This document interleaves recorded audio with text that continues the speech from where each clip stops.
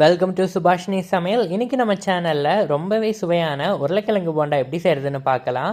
ஒரு கடாயில் 2 சின்ன குழிக்கரண்டி அளவு எண்ணெய் விட்டு கொஞ்சமாக கடுகு சேர்த்து பொரிஞ்சதும் 6 பல் பூண்டு, 5 பச்சை மிளகாய், 1.5 இன்ச் அளவு இஞ்சி இது எல்லாத்தையும் நல்லா பொடியாக நறுக்கி சேர்த்துட்டு 1.25 ஸ்பூன் சீரகம் சேர்த்து கலந்துட்டு எல்லாம் வறுபட்டதும் 1 கப் பெரிய வெங்காயம் சேர்த்து கலந்துக்கிறேன்.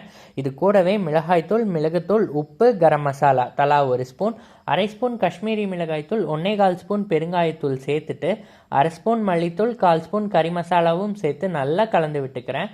வெங்காயம் எல்லாம் சரியாக வதங்கி சேர்த்துன மசாலா தூளோட பச்சை வாடையெல்லாம் போனதுக்கப்புறமா வேக வச்சு தோல் நீக்கி மசிச்ச உருளைக்கிழங்குகளை சேர்த்துட்டு பொடியாக நறுக்கின கொத்தமல்லி கருவேப்பிலையும் சேர்த்து எல்லாம் ஒரு சேர சீராக கலந்து விட்டு கொஞ்சம் சூடு ஆறுனதுக்கப்புறமா மீடியம் சைஸ் உருண்டைகளாக உருட்டிக்கிறேன்.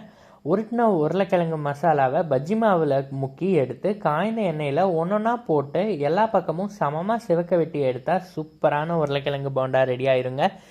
கண்டிப்பாக நீங்களும் இந்த ரெசிபியை ட்ரை பண்ணி பார்த்துட்டு எப்படி வந்திருக்குன்னு சொல்லுங்கள். தேங்க்ஸ் ஃபார் வாட்சிங். நன்றி, வணக்கம்.